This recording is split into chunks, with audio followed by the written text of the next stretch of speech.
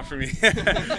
But definitely a factor, more than other schools, just because my family all played there, and I was trying to talk to them heavily and stuff like that. So just more motivation. How are you and the guys dealing with this big game atmosphere? I mean, we haven't seen a game of this magnitude here in a couple of years. Yeah, I mean, it's just extra juice to come to practice and put more work into the week. It's nothing new. I don't feel like it's just another game, and stadium's going to be rocking a little bit more, so just excitement. It almost is important to keep it like that, isn't it? Just as another game, the next game on the schedule. Yeah, I feel like that's what I do, and our team does a really good job of. We don't overhype any game or undermine any game either. So we come into do the same work ethic, and put our foot forward every single week. Have you noticed anything different in practice this week, though, compared to other weeks, just knowing how big other people are making this game? I mean, not really. I mean, I feel like we grind every single time. I guess the juice, I'd say, is it's definitely there. Folks are excited to play in this game, so that's a factor. But individual reps, I feel like we're going just as hard, if not a little bit harder, I guess. Jordan Tyson's really emerged. What can you tell us about him?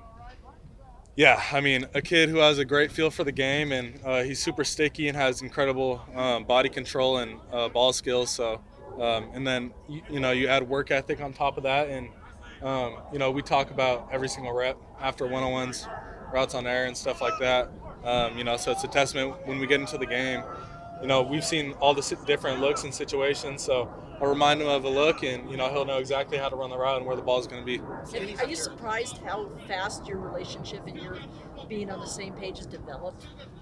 I don't know. I never really had like an expectation towards it, but ever since first day in spring ball, it kind of was there, and it's just progressed from there, and it's only going to get better. I mean, it's gotten better every single week, so who's to say it's not going to become something extraordinary. Kenny talked about how much the outside noise kind of motivated you guys, particularly just leading up to last Saturday. How much necessarily do you feel like that was just a factor for your focus emotionally coming into it? And did you even recognize it at all to any of the other players who took it seriously, or did you necessarily feel the same way? Yeah, I guess one factor for me going into it was just the QB discussion. I wasn't rated higher than Avery in high school, and he had more offers than me and stuff like that. So it was kind of a point to prove, that I was a better player, and that was some motivation for me. And then obviously the team finds different things per player.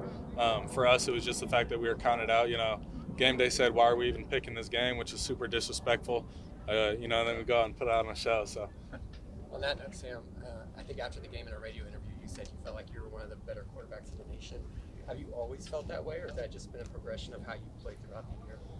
Yeah, I mean, I've always felt that way, and you'd hope that every single quarterback in the nation feels that way. And so now that I'm putting it on paper, and on Saturday nights everybody's getting to see it, I'm just hoping that everybody gets an understanding. And obviously I've always felt that from day one, even in high school, and stuff like that. So I'm just going to continue to prep like I do every single day, and just keep getting better and see what happens from there. With so much at stake in this game, is it hard not to look past just this game and look into the future? I mean, I never really look into the future.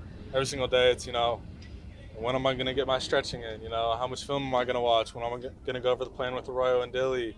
Calling JT about a certain route and stuff like that. So I kind of have my days all planned, and, I kind of have the same routine since week one. So it helps me not look forward too much and just focus on the now. And it seems like Dilly has emphasized that as well, just taking it literally one day at a time. Yeah, that's one thing we harp and talk about.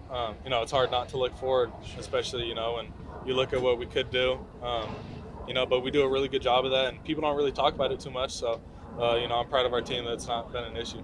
And obviously this game is circled for a number of reasons, but did you have it circled at the beginning of the year, giving it kind of your family history with BYU?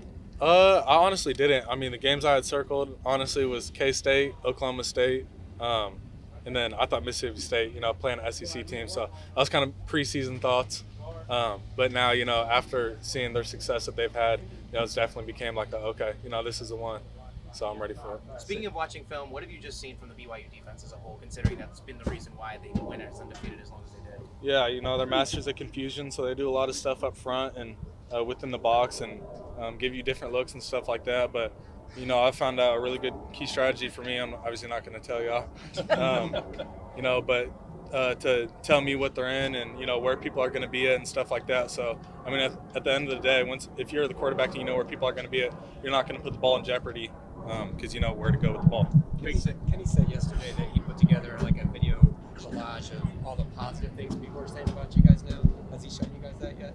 Yeah, he showed us that. What was the message behind that? Our team?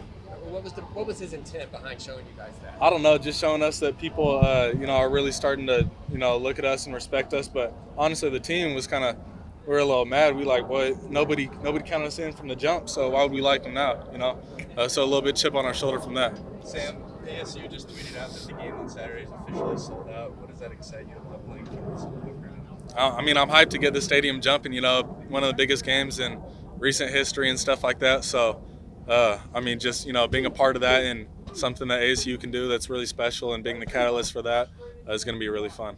Where does your self-confidence and belief come from? I would just say probably my work ethic growing up and, the stuff that I put into this game, because if I didn't put all that work in, then, I would never believe in myself to this point. And, continuing just to get better and then seeing it on Saturdays, makes it all the more real. You do manifestation techniques? Yeah, I do some meditation stuff. I've kind of backed off it a little bit this year because I was just in my head thinking too much. But I actually did a lot more last year and stuff like that. So I'll still trickle it in sometimes. What are you expecting from the environment this week? Environment? I'm hoping that, it's rocking and we can get it jumping and louder than it's ever been here. And then get the entire campus buzzing and get some hype around the team.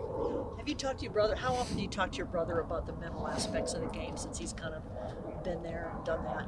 Almost every single day.